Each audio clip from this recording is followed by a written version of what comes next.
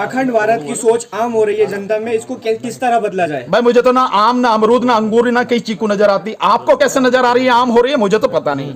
रही जिस मीडिया के माध्यम से वो प्रचार किया जा रहा है, तो वो तो भांड मीडिया है, गुलाम और गोदी मीडिया है। वो तो एक पार्टी और एक व्यक्ति विशेष के तलवे चाटता है। उसका तो काम ही यह है, वो प्रवक्ता के रूप में काम करता है। इसको फैलाने की कोशिश कर रही है। अखंड भारत, अखंड भारत की जो बात कर रहे हैं, किसी के बाप में दम है जो अखंड भारत बना लेगा? पाकिस्तान को जोड़ लोगे, अफगानिस्तान को जोड़ लोगे, आप इसको बांग्लादेश को जोड़ लोगे। अबे जो जमीन चाइना के कब्जे में है, जो पाकिस्तान के कब्जे में, पहले उससे तो छुड़ा लो, फिर अखंड भारत की बात करना। चुनाव तो जीत सकते हैं इन बातों से, ईवीएम से, इन बातों से नहीं। ये गलत बात है। ईवीएम से चुनाव जीतते हैं, तो इन बातों से आप चुनाव जीतने की बात कर रहे हो। काउंसलर का भी चुनाव नहीं जीत सकती बीजेपी। मैं खड़ा हूं ना सामने, मेरे से तगड़ा विपक्ष है क्या? मैं मोदी को हर स्तर पर हर तरह से चैलेंज दे रहा हूं। आए ना सवालों के जवाब दे। आप लड़ेंगे मोदी? निश्चित रूप से। मोदी से क्या लड़ना? लड़ रहे हैं मोदी से। अब से लड़ रहे, पिछले 5 साल से लगातार मोदी से लड़ रहे। भाई लड़ने रहे क्या? भानु जी, संविधान बचाने की बात चल रही है, क्या लगता है आपको देश संविधान से नहीं चल रहा है क्या? नहीं, संविधान से अगर चल रहा होता तो मिशन सेव कॉन्स्टिट्यूशन की क्या जरूरत थी? अभी आपने देखा इस मीटिंग में सारे एडवोकेट्स थे। तो जब एडवोकेट्स मिशन सेव कॉन्स्टिट्यूशन की बात कर रहे हैं, इसका मतलब यह है कि परिस्थितियां देश में बहुत गंभीर हैं और जो वर्तमान सरकार है वो कहने के लिए संविधान के अनुसार चुनी गई सरकार है, संविधान के अनुसार चलाने की बात कर रही है, लेकिन संविधान के अनुसार नहीं चल रही। मैं एक उदाहरण दूंगा, आप इससे सारी चीजों को समझ जाएंगे। बल्कि एक और दूंगा साथ में, तो आप समझ जाएंगे कि क्या संविधान से चल रहा है या एक तानाशाह की तानाशाही से चल रहा है। जैसे आप देखें, संविधान हमारा जो है वो कहता है कि भारत एक धर्मनिरपेक्ष राष्ट्र है, लेकिन देश का प्रधानमंत्री जब जाके एक मंदिर की नींव रखता है और शुरू से लेकर आखिर तक उसका प्रसारण होता है सभी मीडिया चैनल्स पर, तो यह देश के संविधान के विरोध में काम है। प्रधानमंत्री मोदी अगर व्यक्तिगत रूप से मोदी के रूप में जाए, चाहे पूजा कर लें, कुछ भी कर लें, पर वो प्रधानमंत्री के रूप में जा रहे हैं, प्रधानमंत्री के रूप में जाके वो सारे काम कर रहे हैं, तो ये धर्मनिरपेक्ष नहीं, धर्मनिरपेक्षता को खत्म करने का प्रधानमंत्री संविधान है। प्रधानमंत्री हिंदू तो पूजा करने का क्या ऐतराज है इसमें? प्रधानमंत्री हिंदू है तो कौन मना कर रहा है? वो पूजा करें, लेकिन धर्म व्यक्तिगत मसला है, समाज का मसला नहीं है। और प्रधानमंत्री देश के प्रधानमंत्री हैं तो उनका हर काम संविधान के अनुरूप होना चाहिए, संविधान के अनुसार होना चाहिए। संविधान आपका कहने का मतलब कि प्रधानमंत्री पहले इस्तीफा दे, फिर मंदिर जाए, फिर पूजा करें? मेरे कहने का मतलब मैं समझता हूं सबको साफ साफ समझ में आ गया होगा।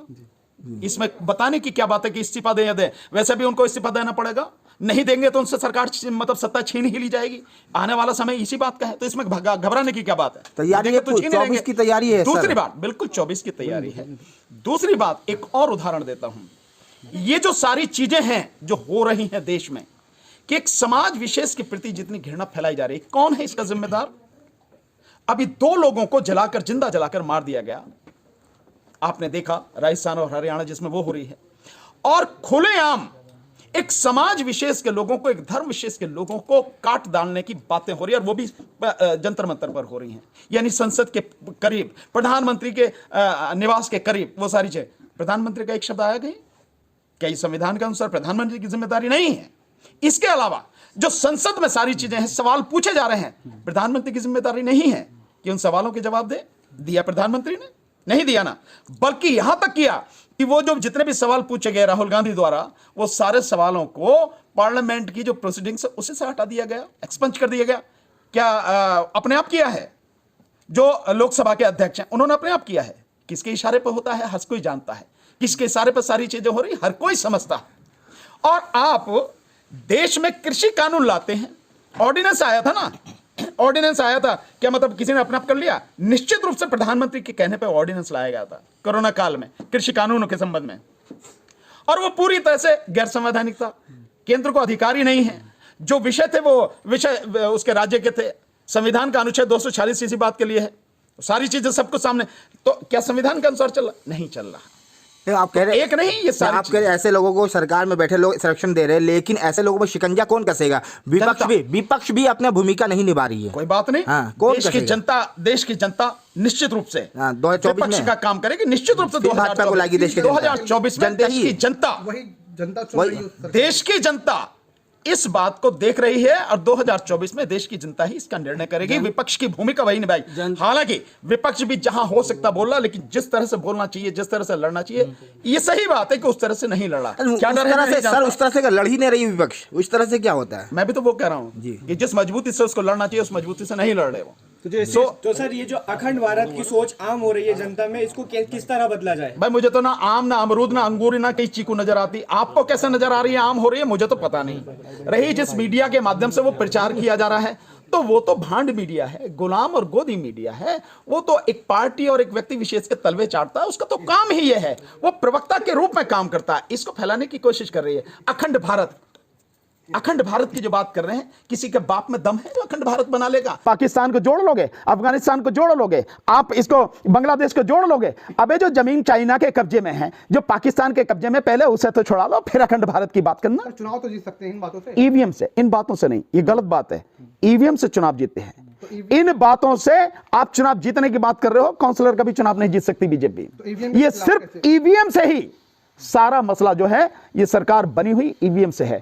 ईवीएम बिल्कुल जनता लड़ेगी तो हटेगी जनता, और जनता धीरे धीरे तैयार हो रही। आप लोग ईवीएम के खिलाफ क्यों नहीं है सुप्रीम कोर्ट में? यार एक एक आदमी सवाल पूछो, सारे बोलोगे तो किसका समझूंगा हम? ईवीएम के खिलाफ आप कह रहे हैं सुप्रीम कोर्ट में, यस जाएंगे, सही समय पर जाएंगे। उसके लिए पहले पब्लिक को तैयार कर रहे हैं। और जैसा हमने बताया कि राष्ट्रीय स्तर पर बहुजन समाज का एक वकीलों का पूरा एक संगठन हम तैयार कर रहे हैं। ऐसा नहीं हम सो गए, हम लगातार ईवीएम के खिलाफ काम कर रहे हैं, ईवीएम के खिलाफ लड़ रहे हैं। एक साल रह गया, आप बोल रहे ईवीएम की तैयारी कर रहे हैं जाने के कोर्ट में। जरा सी देर में बदल जाता है। जब इतिहास बदलता है, बनता है, वो ऐसे भी बन जाता है। एक झटके में सारी चीजें हो जाती हैं। तो ये कहने की जरूरत नहीं है कि एक साल रह गई है। कोर्ट में सुनवाई में कितनी देर लगे? रेट फाइल करो, कल सुनवाई हो जाए। और अगर जज वाकई में ऐसे हों जो चीजों को समझें कि संविधान को किस तरह से खत्म किया जा रहा है और ईवीएम से किस तरह से देश के संविधान को, लोकतंत्र को खतरा है, जरा सी देर का काम है।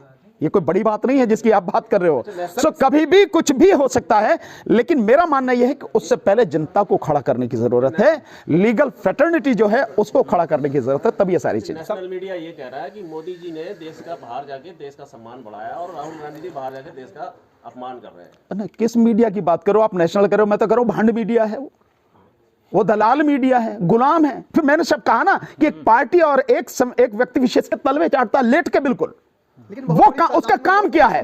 उसका काम ही यह है, देश का अपमान सबसे पहले, सबसे ज्यादा अगर इस दुनिया में किया है किसी ने, तो वो है देश के प्रधानमंत्री नरेंद्र मोदी, जो बाहर जाके ढोल पीट पीट के खूब शोर मचा के कहते थे कि 70 साल में कुछ नहीं आया। अब ये तो घर की बात है, तो घर में ही करता ना, बाहर जाने की क्या जरूरत है? बाहर कहने की क्या जरूरत है? 70 साल और क्या, और 70 साल में कुछ नहीं होता, बेच क्या रहा? तू प्रधानमंत्री से पूछो ना, बेच क्या रहा अगर 70 साल में कुछ नहीं हुआ तो?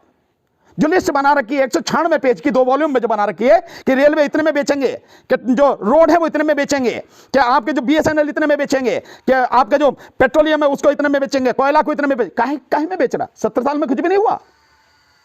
तो ये जो सारी चीजें हैं, देश का अपमान सबसे ज्यादा प्रधानमंत्री मोदी ने किया। और इससे भी कहीं ज्यादा है, देश की, किसी भी देश की जो विदेश नीति होती है, उस नीति को, भारत की जो नीति थी, उस नीति को अपमानित करते हुए, धत्ता बताते हुए, तब सबसे ज्यादा अपमान किया जब कहा अब की बार ट्रंप सरकार। ये प्रधानमंत्री मोदी ने किया। अबे वो अमेरिका का अपना मसला है, वो जैसे भी लड़े, जैसे भी करें, कोई हारे कोई जीते, उनके हारने जीतने से हमें क्या है? जो सरकार बनेगी उसके साथ में हमारे देश के संबंध कैसे रहे, ये हमारी प्रायोरिटी है, होती है। लेकिन देश का प्रधानमंत्री, और किसके पैसे पर? भारत के टैक्स पेयर के पैसे पर देश को बदनाम कर रहा, जो कहता है अब की बार ट्रंप सरकार, और उसे बुला के यहां रेड कारपेट बना, और उस सब के बावजूद भी वो हार गया। सो एक बार नहीं है, एक जगह नहीं है, ऐसी कितनी ही जगह हैं जहां देश के प्रधानमंत्री ने देश का अपमान किया। राहुल गांधी ने कोई अपमान नहीं किया देश का। राहुल गांधी ने जो सवाल पूछे गए या जिस विषय पर उन्हें लेक्चर देने की बात थी, उस विषय के संदर्भ में देश की जो स्थिति है, वर्तमान स्थिति, उसको यथास्थिति को सामने रखा और कुछ नहीं रखा। इसके अलावा इसको कोई अपमान कहता है तो उनकी मानसिकता वाकई में कुंठित है, और वो देश की भावना से ये यूं कहो कि विपक्ष में है, और राहुल गांधी को माइलेज ना मिल जाए, वो आगे ना बढ़ जाए, जैसा अब धीरे धीरे होने लगा है। जो छवि बनाई थी बीजेपी ने, वो छवि टूट चुकी है। अब एक अलग स्थिति है, उस सब की वजह से ये सारी। विपक्ष है ही कहां? उनको तो खुद ईडी और सीबीआई का डर। यार मैं खड़ा हूं ना सामने, मेरे से तगड़ा विपक्ष है क्या? मैं मोदी को हर स्तर पर हर तरह से चैलेंज दे रहा हूं, आए ना सवालों के जवाब दे। आप लड़ेंगे मोदी? निश्चित रूप से। मोदी से क्या लड़ना, लड़ रहे हैं मोदी से, अब से लड़ रहे, पिछले 5 साल से लगातार मोदी से लड़ रहे भाई, लड़ नहीं रहे क्या?